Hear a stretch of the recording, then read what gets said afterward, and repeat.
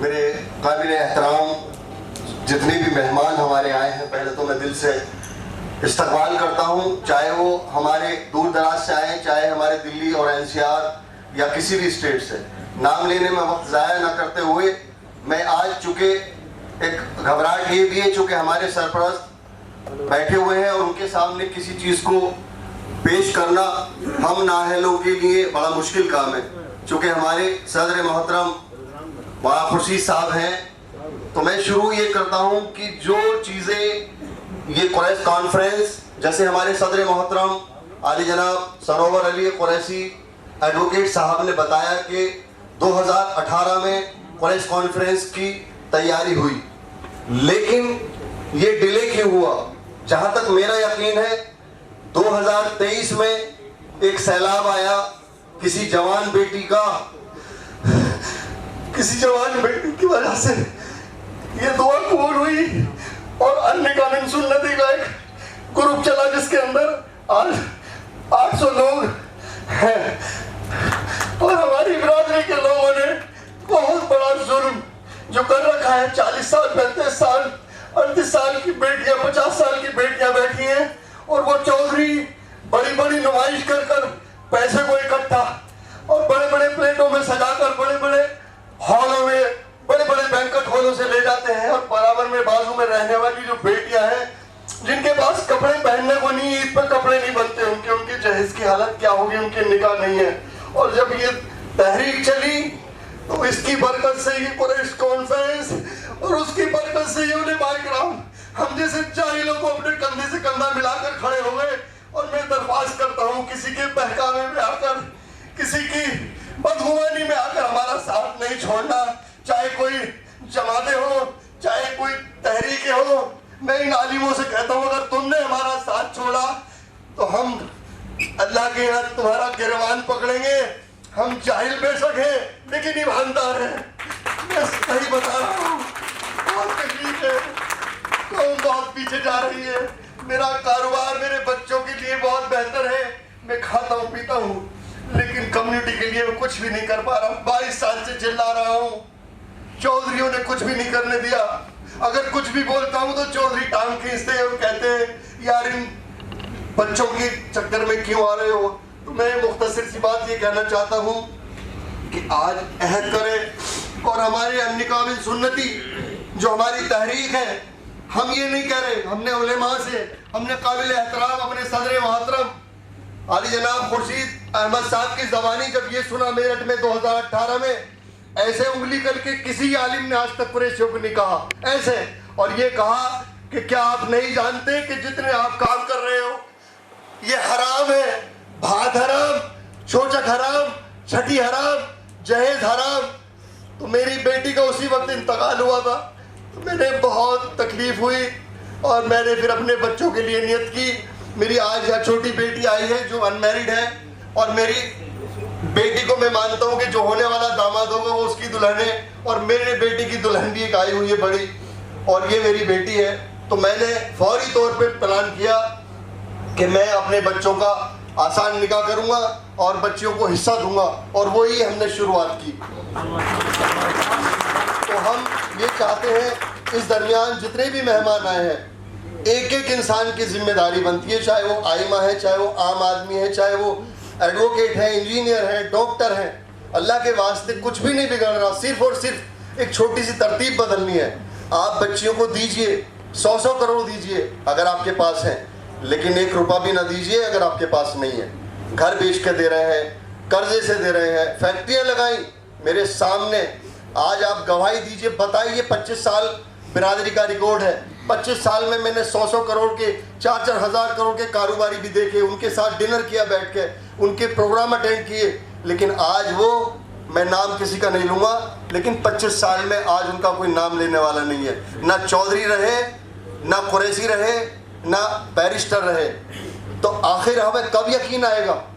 पहले हम सोचते थे कि जितनी भी ये बिल्डिंगें हैं, जितने भी लाल किले, बड़ी बड़ी जामा मस्जिद बनाई है, ये कहाँ गए होंगे, कैसे गए होंगे। लेकिन अब तो 25 साल की ज़िंदगी का तो मेरे ख्याल से ज़्यादातर 40-50 साल के लोग बैठे हैं। आप सब लोगों ने इनका इतिहास देखा, अब तो बदल जाओ। और ये कुर्बानी आज जो इस प्रोग्राम में उलमाए हज़रात हमारे शामिल हुए हैं, तो मैं समझता हूँ कि आज ये बहुत बड़ा कामयाबी का हमारा दिन है।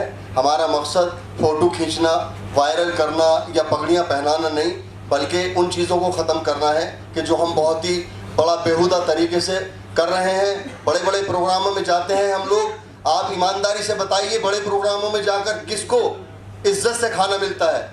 आप में लफ्ज़ गलत हो जाएगा, बिल्कुल जैसे फ़कीर भीख मांगते हुए लोग प्लेट उठा के घूमते हैं, लेकिन चंद लोगों को पगड़ियाँ बनती हैं, चंद ख़ानदान के लोगों को गेट पर फ़ोटो खिंचवाए जाते हैं। ये सच्चाई है या नहीं है? बताइए ईमानदारी से। तो क्यों हम उन बड़े प्रोग्रामों की रौनक बनते हैं? और जब तल्ख बात हुई तो हमारे काबिल एहतराम सदर मोहतरम मौलाना खुर्शीद साहब ने जब ये ऐलान किए, तो उसके बाद में कुछ लोगों ने बड़ा जहेज़ उठा लिया और हम लोगों को ताना देने लगे लोग कि भाई आप चौधरी बनते हैं और ऊपर से बड़े बड़े जहेज़ उठा के लाते हैं। तो मुझे सुनने में आया कि और हमारे मौलाना साहब ने फिर बड़े बड़े प्रोग्राम शादियों में जाना बिल्कुल ख़त्म बंद कर दिया, और मुझे भी बड़ी तकलीफ़ है। पिछले 2-3-4 महीनों से मैं प्रोग्राम बिल्कुल अवॉइड कर रहा हूँ, इसलिए नहीं बल्कि हमने सोचा है कि हम प्रोग्रामों में तो जाएँ, लेकिन कम से कम कान में उसके ये कह दें कि यार जो भी तुमने किया अल्लाह के बंदो ये बेहतर नहीं था।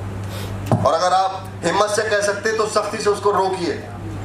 अगर आपके यार रिश्तेदार हैं, दोस्त अहबाब हैं, आतिशबाजी हो रही है, खुलेआम मंजर आम, अपनी बेटी को हम कपड़े पहनाकर, लहंगा चुन्नी पहनाकर स्टेज पर बैठाते हैं, और दूसरे लोग ऐसे यूं देखा मैंने फ़ोटो खिंचवाई है मैम इधर पर, ये मुँह गैर महरम, और हम खुश हो रहे हैं, हमारे जवान बेटे खुश हो रहे हैं और अपनी बेटी को दुल्हन बनाकर नुमाइश कर रहे हैं। कितना हमारा मैयार गिर गया है।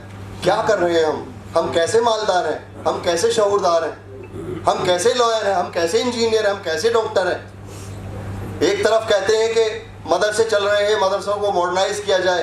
अरे अगर मदरसों को मॉडर्नाइज़ किया जाना है तो फिर ऐसे संधि कीजिए जैसे हमने आज ये शुरुआत की है, और आइमा और उलेमा हजरात ने हमें कंधे से कंधा मिलाया है। तो हमारी सिर्फ ये दरख्वास्त है कि आसान निकाह और तालीम और तिजारत, 3 चीज़ हमारे मौजू हैं। आज प्रोग्राम बेशक एजुकेशन के ऊपर है, नेक्स्ट इंशाल्लाह बड़ा प्रोग्राम होगा तो सब लोगों को बुलाकर खुली मंच पर सभी लोग अपने ख्याल भी पेश करेंगे। लेकिन खाली ख्याल पेश करने से बेहतर है कि यहाँ से आज अहद कर कर उठें, जहाँ भी अपने इलाकों में जाएं वहाँ जाकर हम लोग आसान निकाह और अपने लीगल तिजारत और जो भी शऊर के साथ में जो सियासी मामले अपने फैसले लेने वो भी सूझबूझ के साथ अपने फंडामेंटल राइट को इस्तेमाल करें।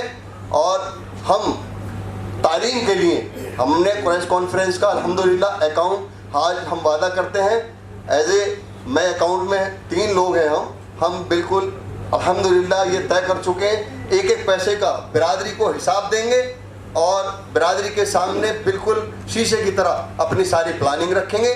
राय शुमारी में जो काम आएंगे हम उन कामों को करेंगे जो शरीयत का हुक्म है।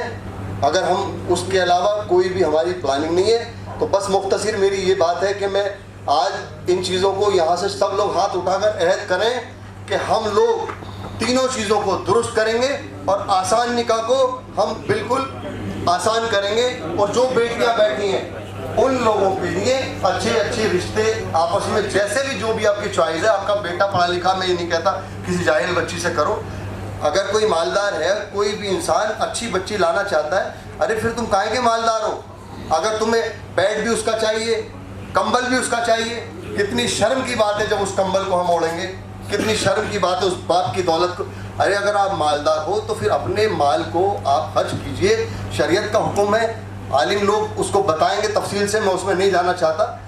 जो भी हुक्म है आज शादी और निकाह के मुताल्लिक भी हमारे, मैं सदर मोहतरम से दरख्वास्त करूँगा, गुजारिश करूँगा कि वो चंद लफ्ज़ों में ये बताएं कि आसानी से किस तरह से हम अपनी बच्चियों की विरासत और बच्चियों को रुखसत करते हुए उनको विदा कर सकते हैं। जज़ाकल्लाहु खैरन।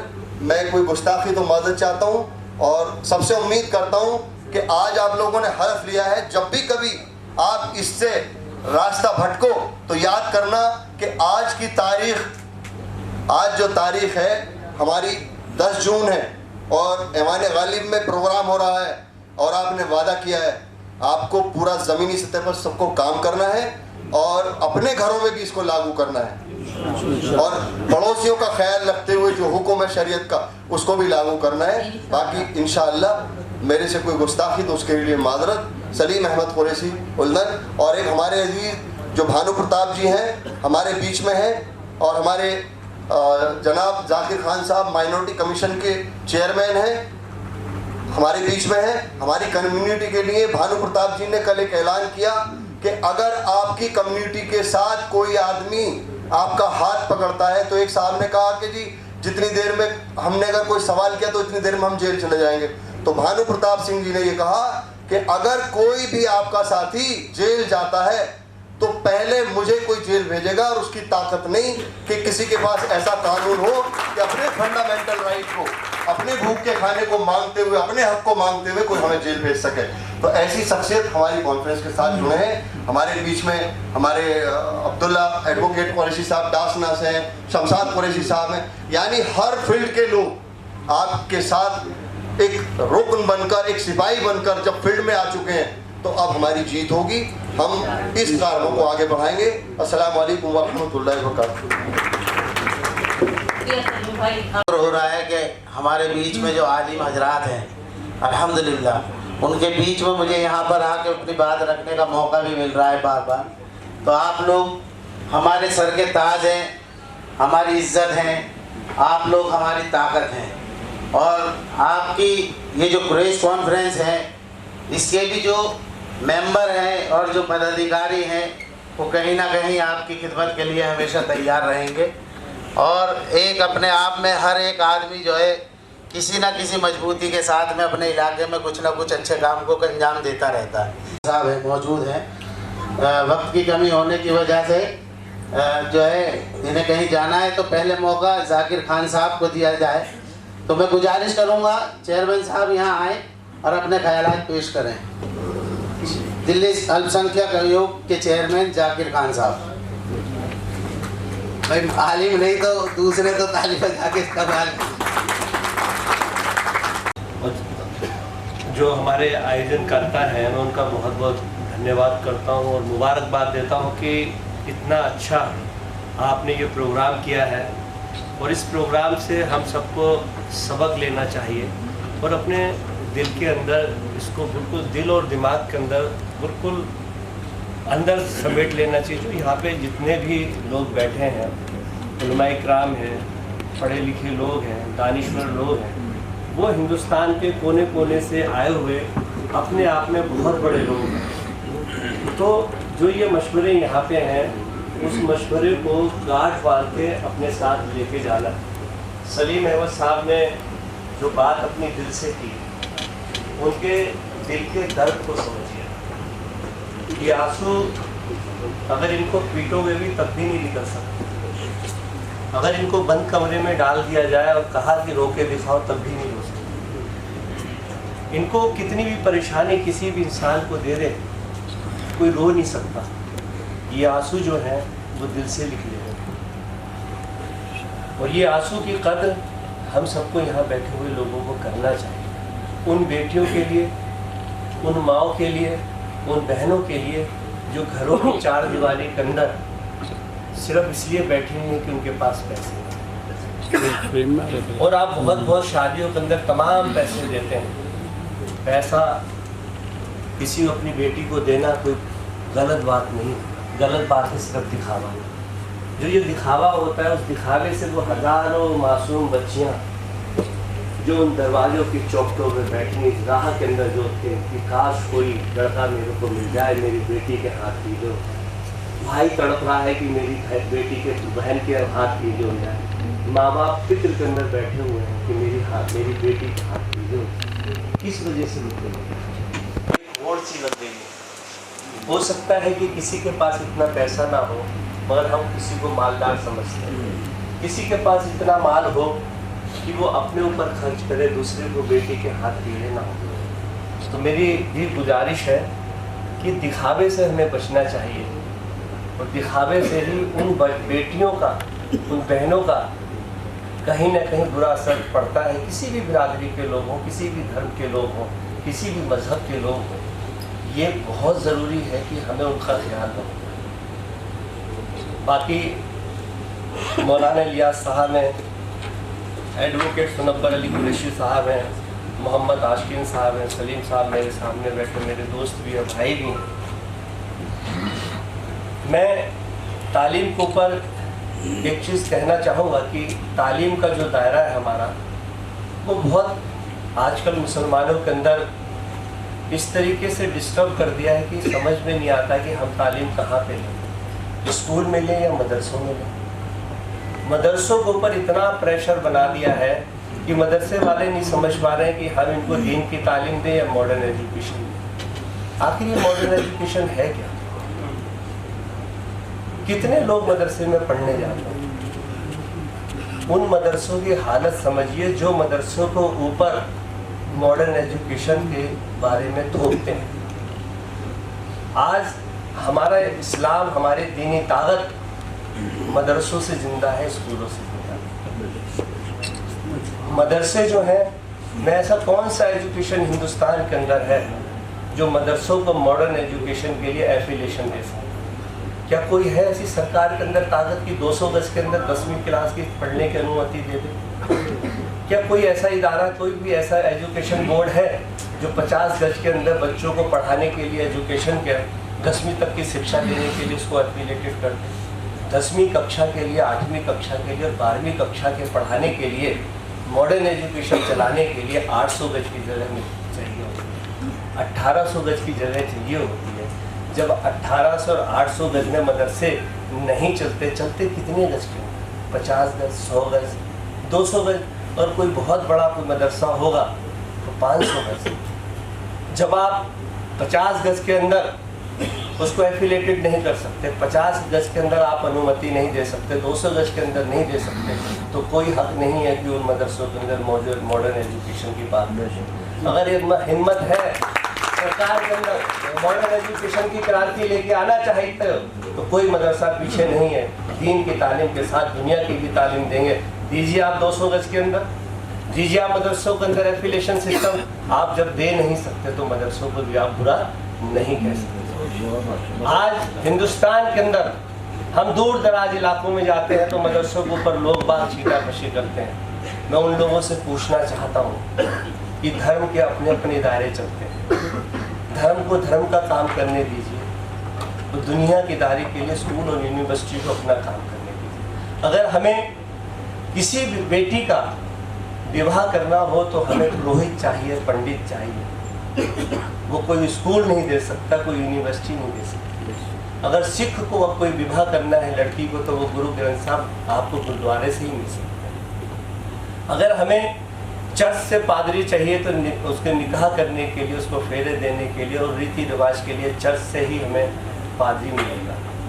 तो मैं ये पूछना चाहता हूँ कि जो धर्म के अंदर हमारी जो चीज़ें हैं उस आज़ादी के अंदर कोई टांग ना रहा, उसमें हस्तक्षेप ना करें। मैं ये पूछना चाहता हूँ कि हिंदुस्तान के अंदर हिंदू धर्म के रीति रिवाज के अंदर 13 अखाड़े हिंदुस्तान के अंदर चलते हैं, जिसमें निर्मोही अखाड़ा भी हम जानते हैं, निर्मोही अखाड़े के अंदर से भी जानते हैं, अटल अखाड़े भी, ऐसे बहुत सारे अखाड़े हैं, मठ है जहाँ पे सिर्फ और सिर्फ धर्म की शिक्षा दी जाती है। साधु संत वहाँ से निकलते हैं, वहाँ से नागा बाबा निकलते हैं। इसने नहीं कहा कि नागा बाबा को एक इंजीनियर डॉक्टर क्यों नहीं बन के निकल सकता। उन अखाड़ों से, साधु संतों से किसी ने पूछा है कि आपके इन अखाड़ों से कोई डॉक्टर, इंजीनियर या पायलट बन के कोई क्यों नहीं निकलता?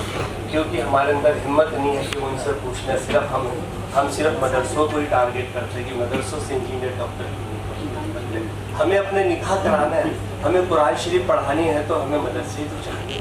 कोई यूनिवर्सिटी नहीं है हिंदुस्तान के अंदर, कोई ऐसा स्कूल नहीं है जहाँ पे कुरान शरीफ पढ़ा के कोई मौलाना दे दे, नहीं है हिंदुस्तान के अंदर। कोई ऐसी यूनिवर्सिटी नहीं है जहाँ से पुरोहित दे सके, कोई यूनिवर्सिटी ऐसी नहीं है कि जहाँ से पादरी मिल सके, कोई ऐसा यूनिवर्सिटी नहीं है जो गुरु ग्रंथ साहब को पढ़ने वाला कोई हमें वो दे सके। इसका मतलब कि धर्म का काम धर्म की रक्षा के लिए करने चाहिए। युद्ध मदरसे हों, जो चाहे मठ हो, चाहे गुरुद्वारे हो, कोई गिरजाघर हो, ये सिर्फ मोहब्बत का पैगाम देने के लिए होते, धर्म के काम करने के लिए होते हैं। जो धर्म का काम और मजहब का काम है उनको करने दीजिए। अगर हमें इतना ही पढ़ाना है तो हम नए स्कूल बना लेंगे, नए कॉलेजेस बना लेंगे। हमारे लोगों के अंदर भी पैसे की कमी नहीं है, मगर हमें चाहिए सरकार का साथ। अगर सरकार ईमानदारी से हमें साथ दे दे तो हमारे बहुत से ऐसे लोग हैं जो 1000 गज, 2000, 4000 गज अपनी खेत और ज़मीन दे देंगे।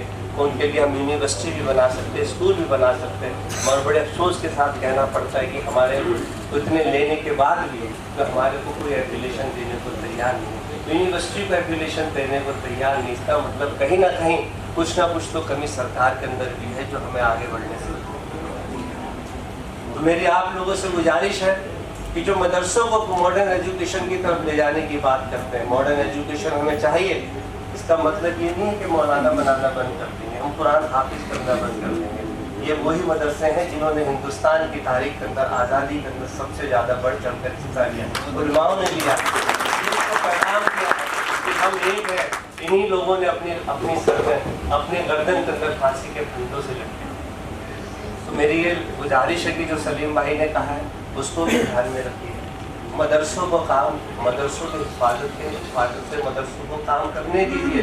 मदरसे कहीं पे भी कोई तालीम गलत नहीं दे सकते। मदरसों से पढ़ा हुआ लिखा हुआ एक बेटा या बेटी अच्छा डॉक्टर और इंजीनियर बन के निकल के आता है, और कोई डॉक्टर इंजीनियर कोई निकाह नहीं पढ़ा सकता। डॉक्टर और इंजीनियर कोई धार्मिक काम नहीं कर सकता। अगर निकाह हो कोई बहुत बड़ा कोई IPS ऑफिसर IAS हो तो हमारी सिर्फ एक ही हम बात कहते हैं, उस शादी के अंदर कोई मौलाना मौजूद है और कोई IAS और IPS आगे कहे कि नहीं मैं निकाह पढ़ा दूँगा, आप उससे निकाह नहीं पढ़ा सकते, न उससे फेरे दिलवा सकते हैं। मगर हमें अपने मदरसों को जिंदा रखने के लिए, मदरसों की हिफाजत करने के लिए मदरसों को बुरा कहना पड़ता है। मदरसों को बुरा मत कहो, मदरसों को एजुकेशन की तरफ तो मत जाने दो। जितना हम उसको कहेंगे कि मॉडर्न एजुकेशन की तरफ जाना चाहिए, जो चाहते हैं कि वो हम इस फेरे के अंदर फंस जाए, वो यही तो चाहते हैं कि हम इसी उलझन में उलझ जाए, ना हम इधर के रहेंगे ना हम इधर के रहेंगे। हमारे पास बहुत सारे स्कूल हैं, बहुत सारे कॉलेजेस हैं, बहुत सारी यूनिवर्सिटियाँ हैं जहाँ हम अपने बच्चों को पढ़ा सकते हैं, पर कोई भी ऐसी यूनिवर्सिटी नहीं है जहाँ पर हम कुरान हाफिज पढ़ा सकते हैं। बहुत बहुत शुक्रिया।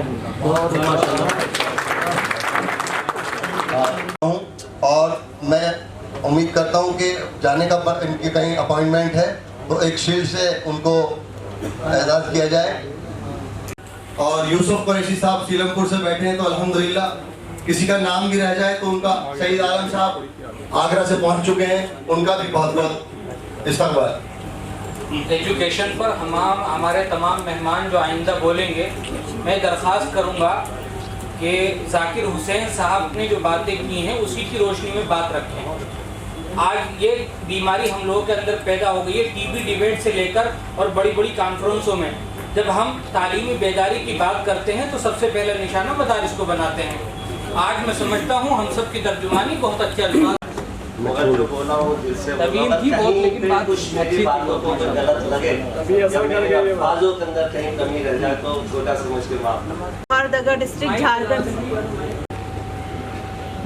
अफसर कुरैशी सर लाहौर दगा डिस्ट्रिक्ट झारखंड से है। ये हमारे कुरैश कॉन्फ्रेंस के नेशनल वाइस प्रेसिडेंट हैं और इन्होंने बहुत ही प्रैक्टिकल काम किया है। इन्होंने अपनी एक CBSE स्कूल झारखंड में स्टार्ट की है और जो अभी 7th स्टैंडर्ड तक चल रही है। माशाल्लाह इन्होंने काफ़ी कम्युनिटी डेवलपमेंट की काम किए हैं। लास्ट 12 ईयर से वो इस काम में लगे हुए हैं। कुछ कहना चाहता हूँ। मैं तालीम से बहुत दूर था, इसलिए कि झारखंड में तालीम का मियार ख़ास करके कुरैशी बरादरी में 0 पॉइंट, मैं भी उसमें शामिल हूँ। झारखंड के पॉपुलेशन के हिसाब से लगभग वहाँ 4 लाख की आबादी कुरैशी बरादरी की है।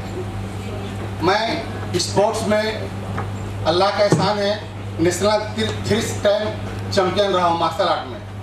जब मार्शल आर्ट के दुनिया में गया तो वहाँ पर तालीम की अहमियत को जाना। मार्शल आर्ट के लाइफ में मैं तालीम हासिल नहीं किया था, लेकिन तालीम हमारी नहीं थी। जब लोग वहाँ पर इंग्लिश में बात करते थे तो मैं कोने में जाकर बैठ कर सुनता था उससे, मुझे कुछ समझ में नहीं आती थी। उसके बाद मैं जब यहाँ पर एजुकेशन के बारे में सोचा तो मैं जवानी में मैट्रिक किया हूँ। एक उमंग पैदा किया कि मुझे पढ़ना है। और आज इंटर करके पार्ट 2 तक मैं पढ़ाई किया हूँ। लेकिन अल्लाह का एहसान है, आप लोग की दुआएं हैं कि मेरी 5 बेटी है।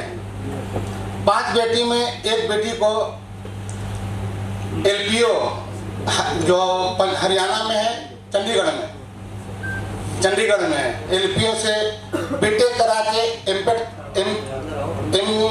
बीटेक करवाया हूँ और MTech कंप्लीट कर रही है वो हमारी बच्ची। दूसरी बच्ची MBA कर रही है, करीब उसका लास्ट ईयर चल रहा है। तीसरा बच्ची रांची झारखंड में JPC का तैयारी कर रही है, झारखंड पब्लिक कमीशन की। चौथा बच्ची बंगाल में BFT कर रही है, फैशन डिजाइनिंग। 5वां बच्ची आपके दिल्ली शहर में DO में ग्रेजुएशन कर रही है और UPSC की तैयारी कर रही है। मुझे इस बात का फख्र है और अल्लाह का एहसान मानता हूँ कि मार्शल आर्ट की दुनिया में जाने के बाद मुझे तालीम का अहमियत पता चला। जब मैं जापान गया था तो वहाँ पर जब बात हो रही थी, स्पीच हो रही थी, तो मुझे अपने आप में लग रहा था कि मैं किस जंगल से आया हूँ। जितने भी टीम के लोग गए हुए थे, करीब करीब सब लोग कुछ ना कुछ जानते थे, सिवाय मेरे अलावा। बहरहाल मैं आज आपके बीच में ये खड़ा हूँ इसलिए कि तालीम की अहमियत एक पहाड़ की जैसा है। पहाड़ को जहाँ रख दीजिएगा वो वहीं रहेगा, और एक पत्ता, अगर पत्ता को जिस दिशा ले जाइएगा हवा, उस दिशा में चल जाएगा वो पत्ता, उनका सूखा पत्ता।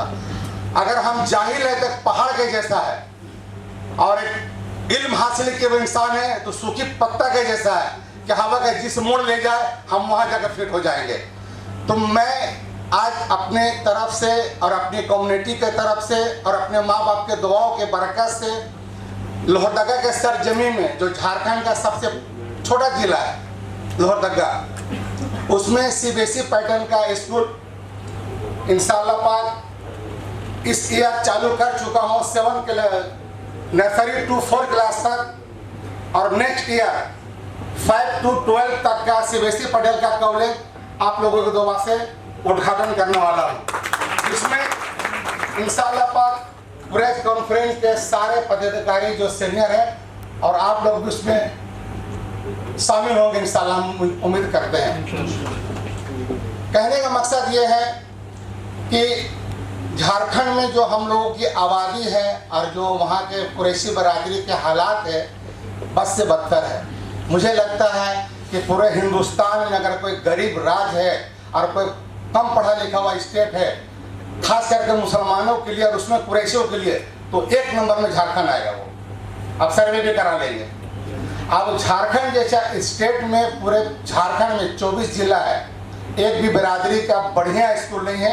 एक स्कूल कुरैशिया मकतब लोहरदगा में है जो गवर्नमेंट के अंदर से चलती है।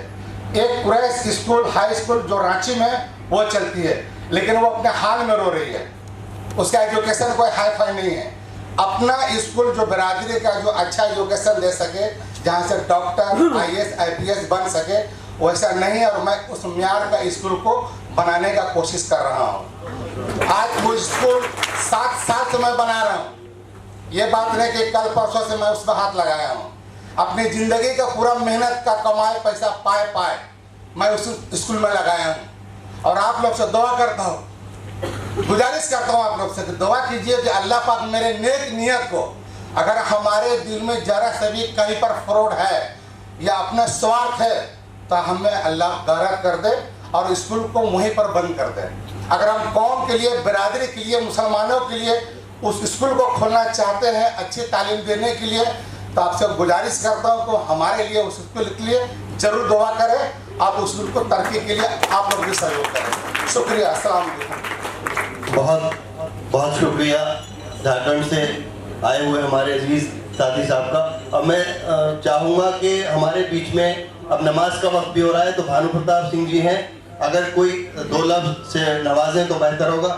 इसी बीच में हमारे साथी सलीम कुरैशी साहब जामा मस्जिद से गवर्नमेंट की कमेटी में सदस्य भी हैं, मरहूम हाजी पप्पे कुरैशी के बेटे हैं, और अल्हम्दुलिल्लाह वो हमेशा कॉलेज कॉन्फ्रेंस या दिगर जितने भी कम्युनिटी की काम होते हैं खिदमात में, वो बहुत ज़बरदस्त अपना मेहमान नवाजी। और उनका एक और बता दूं तालीमी एतबार से भी कि अल्हम्दुलिल्लाह अपने बच्चों को डॉक्टर्स MBBS डॉक्टर बनाए।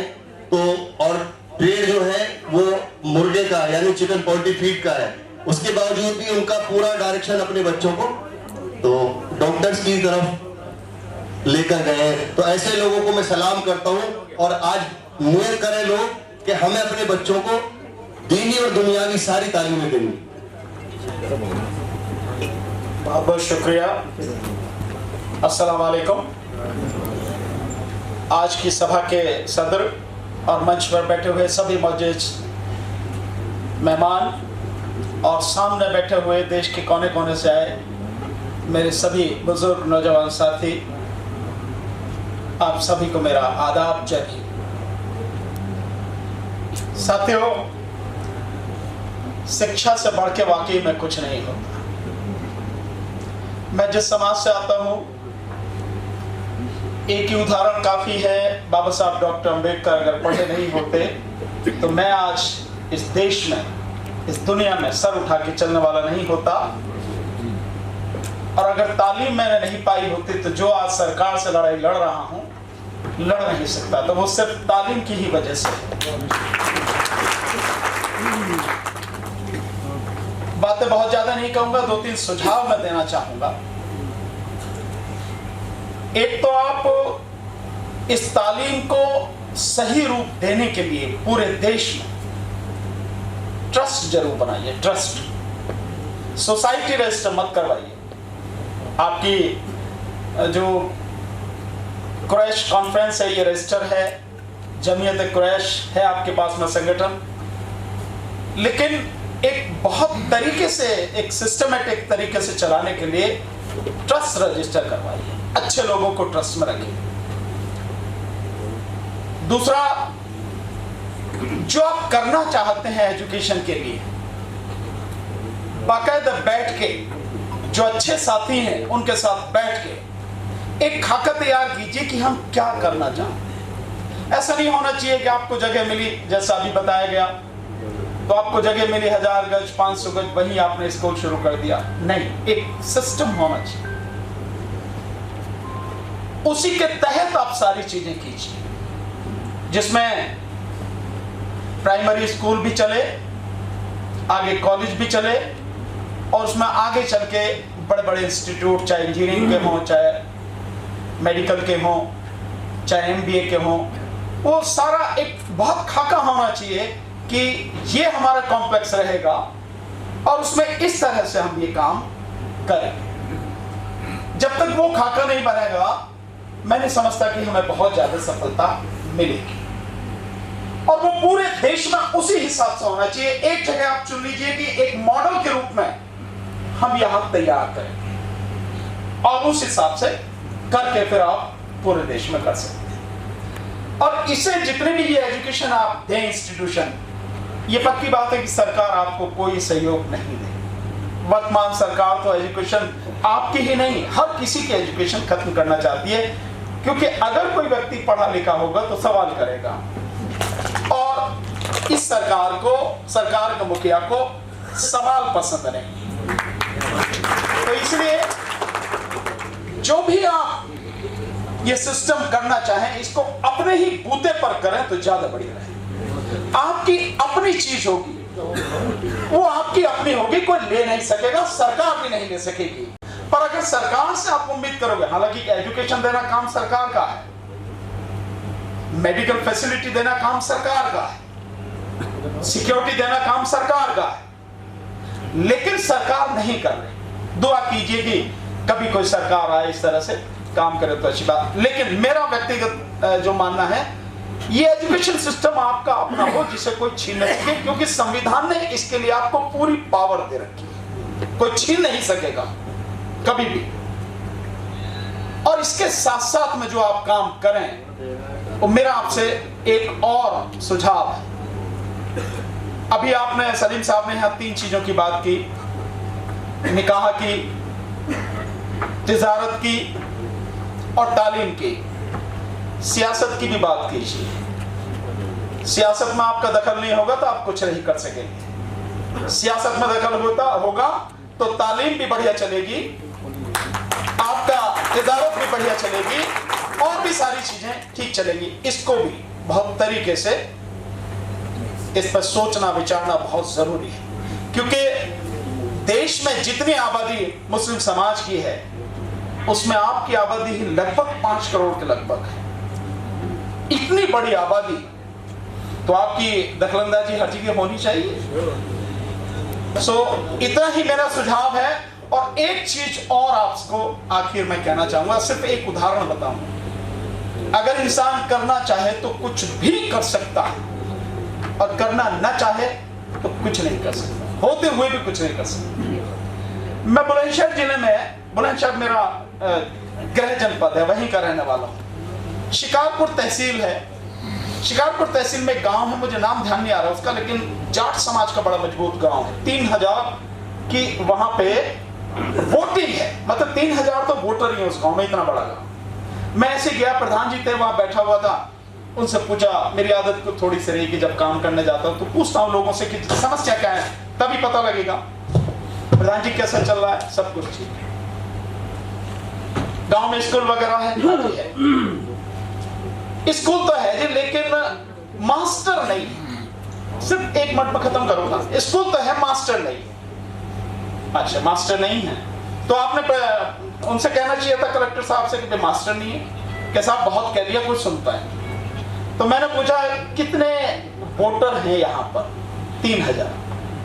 सो मैंने कहा 3000 लोगों में 1000 लोग तो ऐसे होंगे कि जो बीड़ी, सिगरेट, पान, तंबाकू, गुटखा, चरस, गांजा, भांग, धतूरा, सुल्फा, दारू खाते पीते होंगे।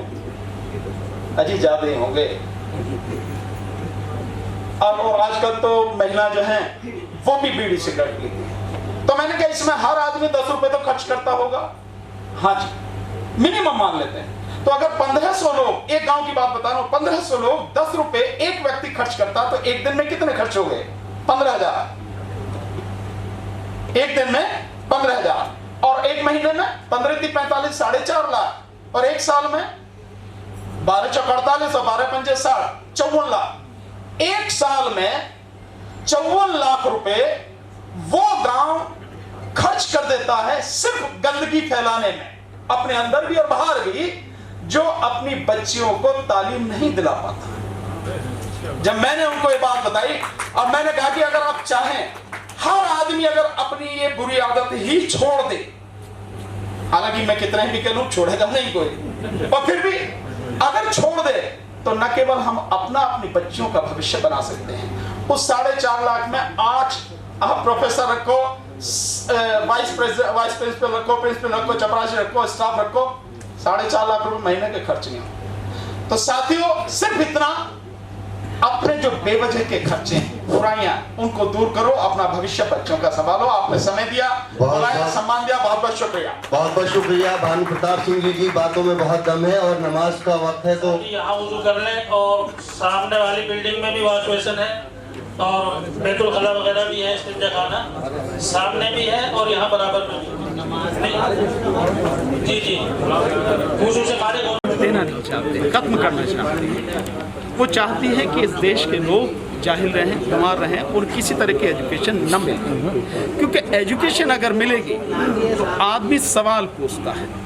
एजुकेशन मिलेगी तो फिर आपको उसका जवाब देना पड़ेगा कि भाई ये सब जो कर रहे हो आप संविधान के विरोध में क्यों कर रहे हो, और सरकार जवाब देना नहीं चाहती। विशेषकर प्रधानमंत्री मोदी सवालों से बचते आए हैं, 9 साल में किसी को सवाल का जवाब नहीं दिया, आगे भी वो यही चाहते हैं। और बिना एजुकेशन के कोई भी समाज, कोई भी व्यक्ति जीवन में आगे नहीं बढ़ सकता। हो सकता है पैसा कमा ले, लेकिन जिंदगी की बहुत ऐसी चीज़ें हैं जो इंसान के लिए बहुत ज़रूरी हैं आगे बढ़ने के लिए हर क्षेत्र में, वो बिना तालीम के, बिना एजुकेशन के संभव नहीं। तो ये जो आज प्रयास हुआ है फर्स्ट नेशनल एजुकेशन कॉन्फ्रेंस, मेरी तरफ से बहुत बहुत सभी को बधाई और एक धन्यवाद भी।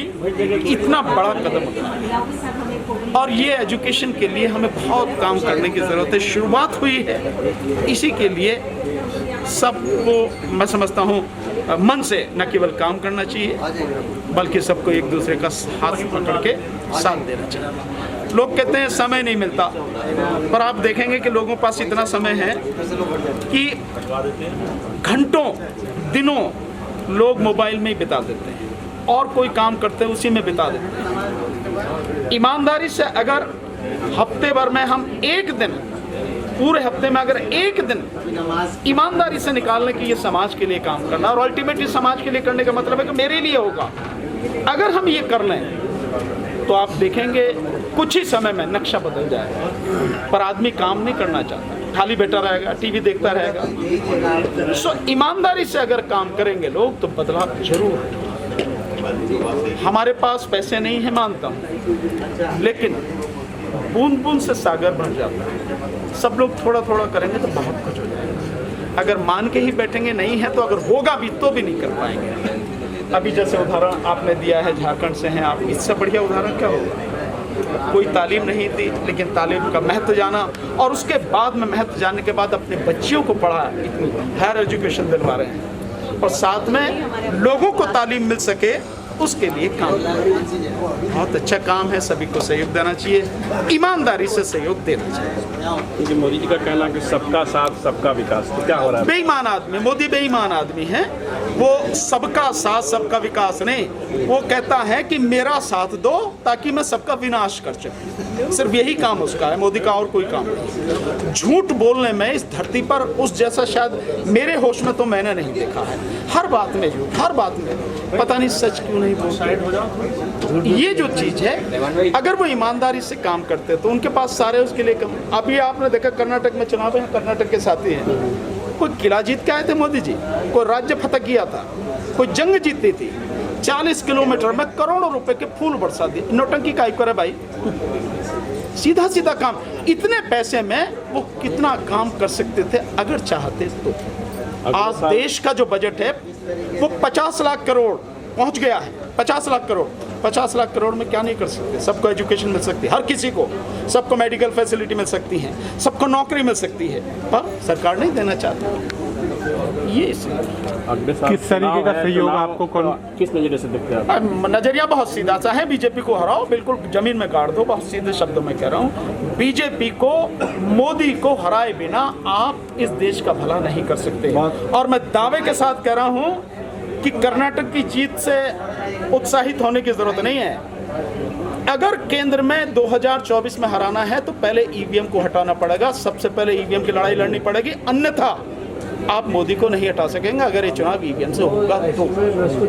कुरैश कॉन्फ्रेंस को आपका सहयोग किस तरीके से मिल पाएगा? देखिए, पहले तो मेरे लिए बड़े सम्मान की बात है कि कुरैश बिरादरी ने मुझे इस काबिल समझा कि मैं उनका हिस्सा बन सकूं। उन्होंने अपने परिवार का हिस्सा मुझे बनाया, उसके लिए मैं उनका आभारी हूँ, धन्यवाद। जहाँ तक मेरे सहयोग की बात है, मैं हर समय 24 घंटे उपलब्ध हूँ, जिस तरह का भी सहयोग। जहाँ तक कानूनी बात है, कानूनी बहुत सी ऐसी चीज़ें मैं लोगों को बताऊँगा जिससे, क्योंकि अज्ञानता ही सबसे बड़ी दिक्कत है। सो अगर कुछ चीज़ें बता दी जाएं तो जो प्रशासन विशेषकर पुलिस, ये जो परेशान करते हैं, निश्चित रूप से वो परेशान नहीं करेंगे अगर लोग उसको समझें और अमल में लाएं तो। पर अगर कोई अमल में नहीं लाएगा तो उसका कोई इलाज नहीं हो सकता। बहुत बहुत धन्यवाद। बहुत बड़ी अहमियत की हामिल है। एक बुजुर्ग ने कहा था कि नात नबी करीम सल्लल्लाहु अलैहि वसल्लम की ईजाद है। तो वहाँ किसी ने कहा कि ईजाद तो है, लेकिन इस रुए ज़मीन पर नात किसी की जागीर नहीं है। और आज हम इस ऐवान में जमा हैं, इतने बड़े शायरी के बाताज बादशाह, बेताज नहीं बाताज बादशाह, जिसको दुनिया मिर्ज़ा गालिब के नाम से जानती है, उनके ऐवान में आज हम लोग मौजूद हैं। तो शायरी कुछ यूँ कहती है, एक शायर जब कलम उठाता है हमदे बारी ताला लिखने के लिए, तो उसके चारों तरफ कोई बंदिश, कोई पहरा कतई नहीं होता। जितनी ऊंची चाहे वो परवाज कर सकता है, जितना ऊंचा चाहे उड़ सकता है, कोई मसला नहीं है। लेकिन जब वही शायर नबी करीम सल्लल्लाहु अलैहि वसल्लम की मदह सराई के लिए अपने कलम को हरकत में लाता है, तो अब वो चारों तरफ से घेर दिया जाता है कि कहीं तनकीस ना हो जाए या कहीं गुलू ना हो जाए। बिना किसी तमहीद के नात रसूल सल्लल्लाहु अलैहि वसल्लम के चंद अशआर आपकी खूबसूरत समाअतों के हवाले।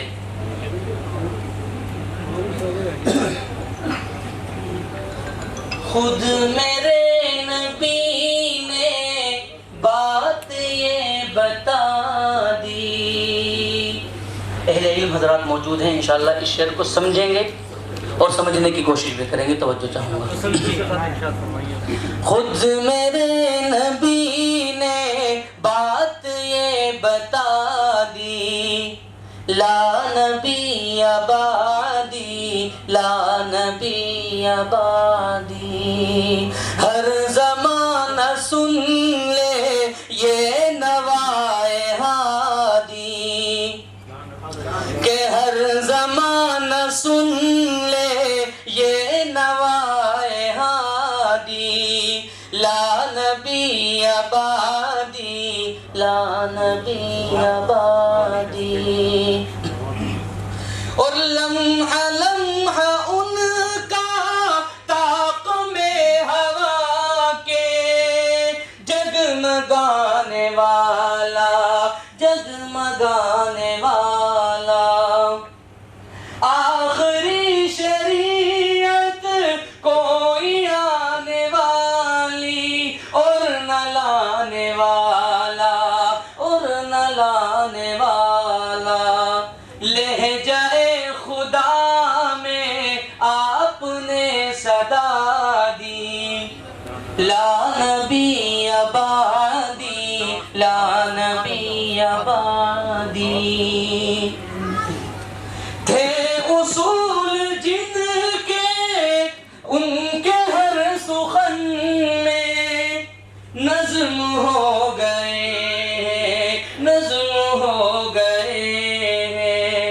और दी के सारे रस्ते आप तक पहुँच कर खत्म हो गए हैं।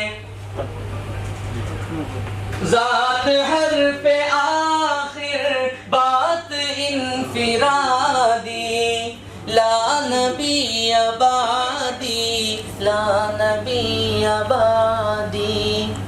और एक नात के मुख्तसर 2-3 शेर आपकी खूबसूरत समाअतों के हवाले, उसके बाद ज़हमत तमाम।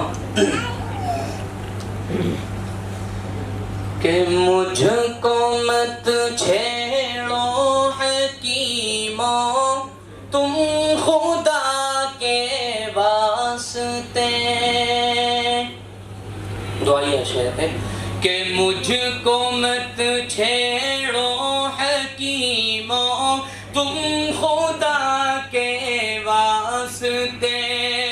और मुझको तैबा ले चलो कि सबको तैबा ले चलो, मेरी शिफा के वास्ते। मुझको मत छेड़ो हकीमों तुम खुदा के वास्ते। और जो थे दुश्मन दीन के वो हाथ मलते रह गए। कि जो थे दुश्मन दीन के वो हाथ मलते रह गए। और चांद दो टुकड़े हुआ सल्ले अला के वास्ते। मुझको तैबा ले चलो, मेरी शिफा के वास्ते। और अल्लाह हम सबको हज बैतुल्लाह की ज़ियारत नसीब फरमाए। जब मैं मक्का मुकर्रमा में हाज़िरी होती है तो वहाँ आब ज़मज़म पीना मैसर आता है। आब ज़मज़म किसकी निस्बत से हासिल हुआ? किसके ज़रिए नहीं, किसकी निस्बत से हासिल हुआ, शायर ने कहने की कोशिश की है, तवज्जो चाहूँगा कि माह इस्माइल की और दादी मोहम्मद की है वो, कि माह इस्माइल की दादी मोहम्मद की है वो, तो आब ज़मज़म क्यों न निकले, तो आब ज़मज़म क्यों न निकले हाजरा के वास्ते, मुझको तैबा ले चलो। और अहले इल्म हज़रात मौजूद हैं, हुस्न यूसुफ का किस्सा बारहा सुना है, सब ने सुना है, शायर ने किस अंदाज में कहने की कोशिश की है, तो जो चाहूँगा हुस्न यूसुफ पर जिन्होंने काट डाली उंगलियां, इसके शेर के बाद ज़हमत तमाम के हुस्न यूसुफ पर जिन्होंने काट डाली उंगलियां, के हुस्न यूसुफ पर जिन्होंने काट डाली उंगलियां, और दिल वो अपना चीर देती, के दिल वो अपना चीर देती मुस्तफा के वास्ते, मुझे अस्सलाम वालेकुम।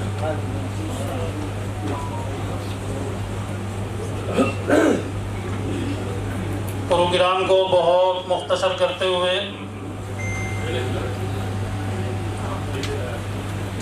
कुरैश कॉन्फ्रेंस के सेक्रेटरी जनाब भाई आशिकीन कुरैशी को मैं दावत देता हूँ कि अपनी बात को बहुत मुख्तसर वक्त में पेश फरमाएं।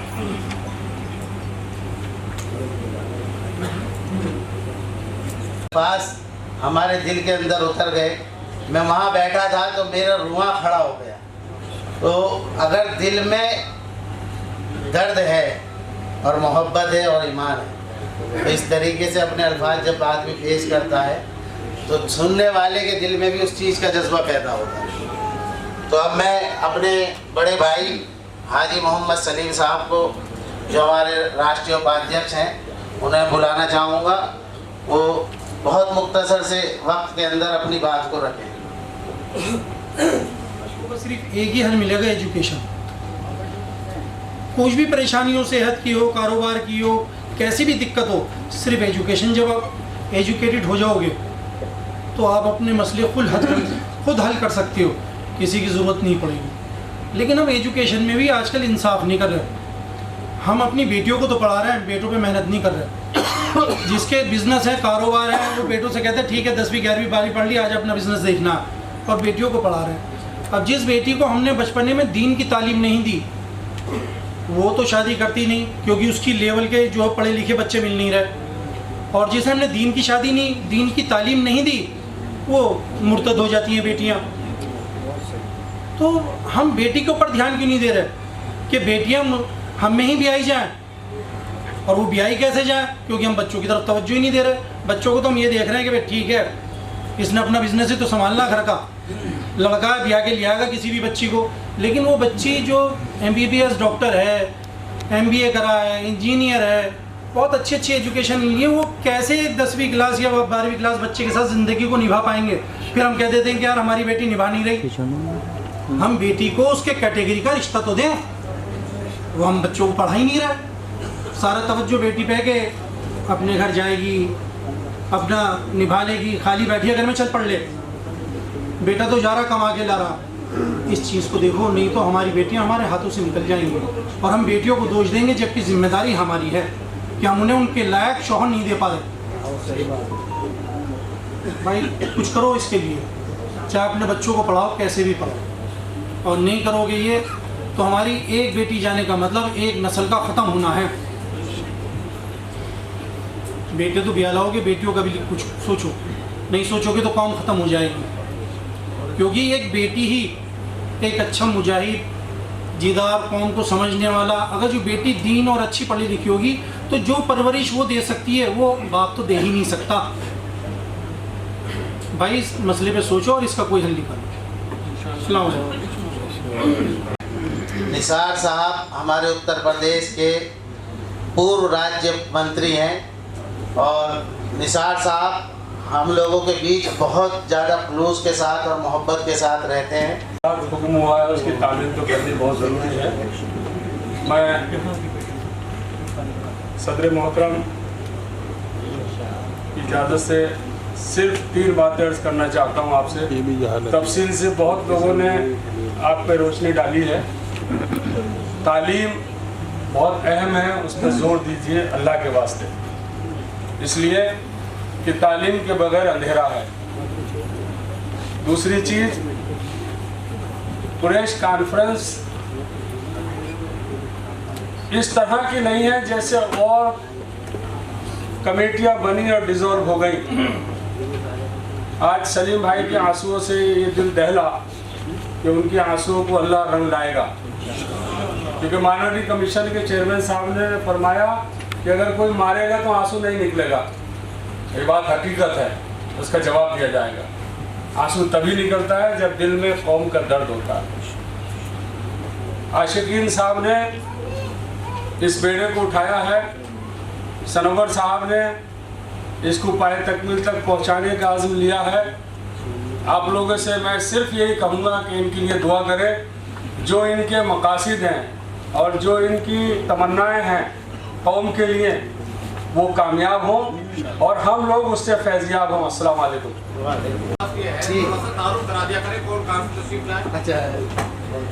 असल में वक्त की कमी की वजह से ये आपकी मैं बताना चाहूँगा, आप हमारी जो बहन है वो पुणे महाराष्ट्र से ताल्लुक़ रखती हैं और आने का कोई टिकट इनका हुआ था रेल का, मगर वो कन्फर्म। शायद हम लोग जो है अपनी फैमिलियों को भी लाए हैं यहाँ, वो इसलिए लाए हैं कि हम जो बाहर काम करते हैं हमारी फैमिली को भी पता चलना चाहिए कि हम क्या काम कर रहे हैं। मेरी माँ भी है, मेरी बहनें भी हैं, हम सब लोग फैमिली को लाए हैं, तो उनके सामने भी अपनी बात को इसलिए ही रखते हैं कि वो हमारे जो बच्चे हैं उनको इसलिए तैयार करें, आगे जो चले तो कौम की बिरादरी की खिदमत के लिए तैयार रहें। मोइन साहिब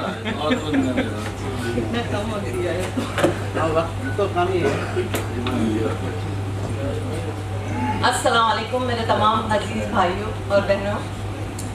मैं आप बहुत ही कम वक्त मिला है 5 मिनट में, मैं जिस इस बारे में आपसे कहना चाहूँगी कि मैं क्यों इस तंजीम से जुड़ी हूँ। मेरी ज़िंदगी की जो अहम मकसद था तालीम की इम्पोर्टेंस को बढ़ाना, और यहाँ तालीम के बारे में बहुत कुछ कहा जा चुका है, बहुत आलिम इकराम ने और बहुत ही एक्सपर्ट लोगों ने कहा है, तो मैं तालीम के बारे में ज़्यादा नहीं कहूँगी। बट चूँकि ये नई तंजीम है तो ये कैसे दूसरी तंजीमों से अलग है, क्या ज़रूरत थी हमें तंजीम स्टार्ट करने की, ये सब चीज़ों पर रोशनी डालना चाहूँगी। तंजीमों को बहुत सारे सरमाए लगते हैं, यहाँ पे मेरे ख्याल से बहुत सारे लोगों के पास अपनी अपनी ट्रस्ट भी होगी, और आप जानते हो जो सबसे अजीम सरमाया तंजीम का है वो है वक्त। हम हर एक इंसान के पास बहुत ही कम वक्त होता है, उस वक्त का यूटिलाइजेशन बहुत ही अच्छी तरह से होना चाहिए, क्योंकि पैसा अगर चला गया तो वापस आ जाता है, लोग चले गए तो वापस आ जाते हैं, पर वक्त चला गया और अच्छे लोग चले गए काम करने वाले तो हमारा काम नहीं होता है। तो इस वक्त का सही तरह से यूटिलाइजेशन करने के लिए हमें प्लानिंग करना चाहिए। जितना वक्त हम प्लानिंग पे डालेंगे तो जो काम 5 साल में, 6 साल में, 10 साल में होगा, वो काम अगर प्लानिंग में ज़्यादा वक्त डालेंगे तो 1 साल 2 साल में हो जाएगा। इंशाल्लाह इस तंजीम के ज़रिए हम ये करने की कोशिश कर रहे हैं कि हम प्रॉपर प्लानिंग के साथ काम करें। पहले की जो तंजीमें थी उनके पास एक वर्किंग स्ट्रक्चर नहीं था, तो अभी हमने सबसे ज़्यादा वर्किंग स्ट्रक्चर बनाने में कि कमेटी बना के वो क्या काम करेगी इसका बहुत ही क्लियर स्ट्रक्चर बनाया है। दूसरी ये है कि उस प्लानिंग को हमको कैसे कम टाइम में करना चाहिए, इसके लिए हमने एक न्यू टेक्नोलॉजी से एक एप्लीकेशन बनाया है जो पूरी कुरैश बिरादरी के लिए रहेगा। इसका पूरा बेस हमने बना चुके हैं, इंशाल्लाह बहुत ही जल्द आप लोगों के सामने इंट्रोड्यूस करेंगे।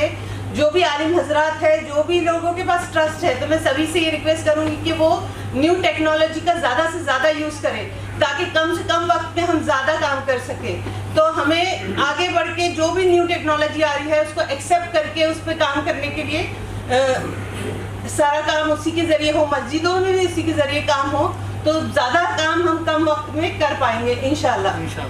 और जो हमारी आज की जनरेशन है, हम बोलते हैं लड़कियां मुर्तद हो रही है या लड़के पढ़ नहीं रहे हैं या कारोबार नहीं कर रहे, इसकी सारे रीजन ये है कि आप हजरात मर्दों ने औरतों को बहुत ही पीछे रखा है। जब भी इज्तिमात हुए हैं, जब भी आपके दीनी तालीम के क्या बोलते हैं खुतबे होते हैं, इज्तिमा होते हैं, उसमें कभी औरतें शामिल नहीं होती है। तो मैं तमाम आलिमों से ये रिक्वेस्ट करूँगी कि जब भी आपके इज्तिमात हो, आप औरतों को ज़रूर शामिल रखिए। और क्यों शामिल रखना मुझसे बेहतर आप जानते हो, क्योंकि सारे मर्द औरतों की ही गोदी में पल के बड़े होते हैं।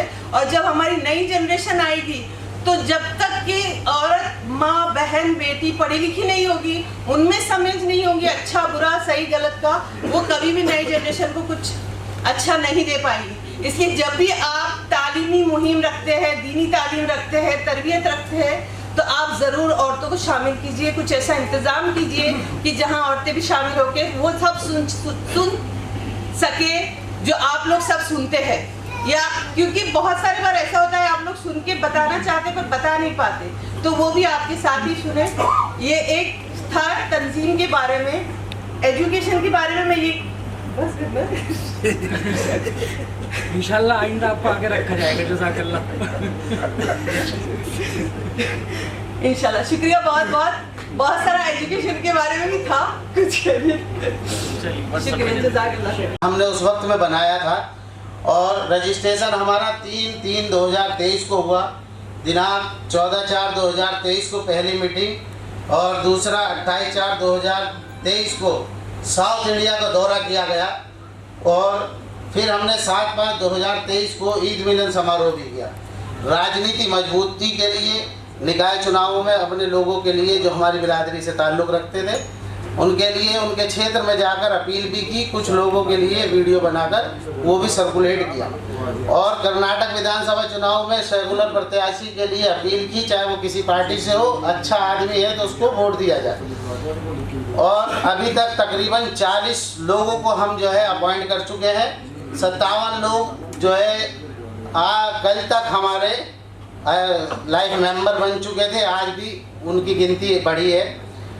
हमारी कमेटी अभी शुरुआती दौर में है, लोगों का भरपूर समर्थन मिल रहा है। अभी केंद्रीय कमेटी में जो लोग हैं वो आपके सामने मैं बताना चाहूँगा। सेंटर कमेटी के लोगों को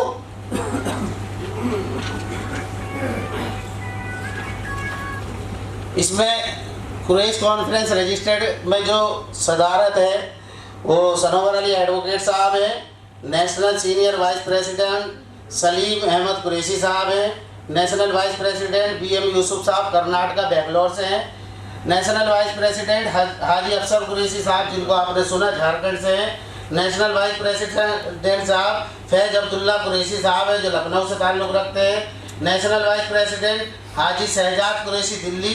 national vice president doctor Asif Qureshi Nagpur Maharashtra. National vice president Salim Qureshi Delhi. Secretary general में Mohammad Ashkeen Qureshi. General secretary Sheikh Altaf Qureshi Khandwa Madhya Pradesh. General secretary Naseem Qureshi Meerut. General secretary Akram Qureshi Surat Gujarat. Treasurer Tanzeem Qureshi Sahab Delhi. Secretary Zakaria Qureshi Sahab Kolkata West Bengal. Secretary advocate Sharafat Hussain Sahab Moradabad Uttar प्रदेश। सेक्रेटरी डॉक्टर खालिद उमर फ़करी साहब जो हमारे जो है साइंटिस्ट हैं वो झारखंड से हैं। सेक्रेटरी डॉक्टर इसरार कुरैशी साहब देवबंद से। National in-charge women wing professor Moin Khalil Sahiba. National spokesperson Mohammad Yusuf Qureshi. National secretary Yusuf Qureshi Haryana. ये national secretary Mohammad Kalam Qureshi Jhansi Uttar Pradesh. National secretary education affair doctor Mohammad Tariq Qureshi Sahab. National secretary coaching and student counselling Mohammad Khalid Qureshi Sahab Bulandshahr UP. National secretary IT cell Mohammad Yakub Sahab जो मलाकपेट हैदराबाद से हैं। हमारे इस तंजीम में डॉक्टर भी हैं, वकील भी हैं और साइंटिस्ट भी हैं। डॉक्टर्स के साथ में हमारी हर फील्ड में हमने जो है एक एक आदमी जो कुछ करना चाहता है उसको चुना। इसके साथ ही हमने जो है उत्तर प्रदेश अध्यक्षों की जो हमारी डिटेल है उसमें स्टेट में नबी कुरैशी साहब स्टेट प्रेसिडेंट कर्नाटका मौजूद है, निजामुद्दीन कुरैशी साहब दिल्ली स्टेट प्रेसिडेंट, मोहम्मद नदीम अकबर कुरैशी साहब स्टेट प्रेसिडेंट उत्तराखंड, और ये हज कमेटी उत्तराखंड में जो है सदस्य भी हैं सरकार की तरफ से। असलम कुरैशी साहब प्रेसिडेंट हरियाणा स्टेट, जियाउल्ला साहब कन्वीनर तमिलनाडु, और दिल्ली स्टेट कमेटी के लोग जो है हाजी फुरकान साहब, मशकूर अब्बास साहब, चंदन कुरैशी साहब, मोहम्मद रब्बानी साहब।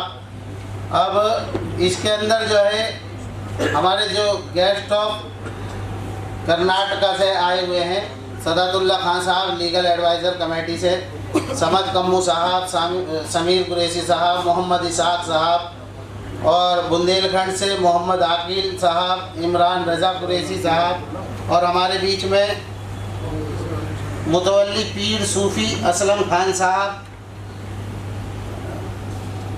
ठीक है, तो ये अभी तक हमारी कमेटी फॉर्म में है। आप सब लोगों से गुजारिश है जहां आप लोग मजबूती के साथ काम कर रहे हैं, कुरैश कॉन्फ्रेंस के नुमाइंदों को वहां पर बढ़ाएं, उनकी जो है अपॉइंटमेंट करें। जमात उलमाए कुरैश और कुरैश कॉन्फ्रेंस मिलकर काम करें और इस तंजीम को बिरादरी के लिए जितना काम करना हमें चाहिए उतना काम जहां हम आपसे ले सकते हैं, आलिमों की ज़रूरत है। देखिए सबसे बड़ा काम तो और जिम्मेदारी तो आप लोगों की है कौम पर। कौम की जो जिम्मेदारी है वो आलिम की सबसे ज़्यादा बनती है। हम लोग आपके साथ में है, पहिया दूसरा आप गाड़ी का हमें समझिए।